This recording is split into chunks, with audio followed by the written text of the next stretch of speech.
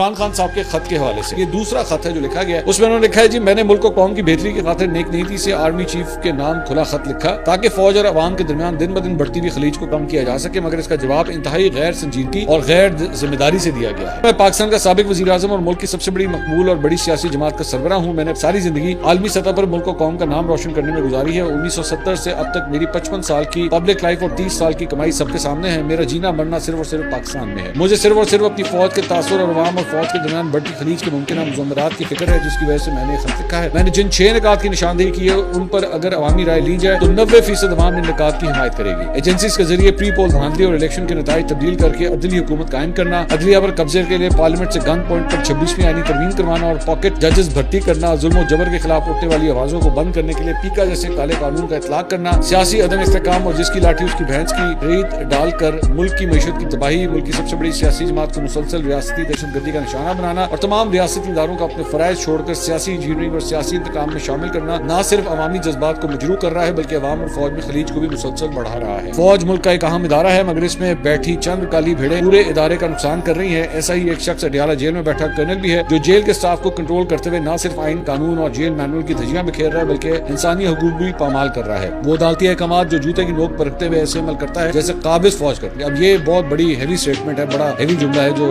اس خط میں لکھا گیا ہے.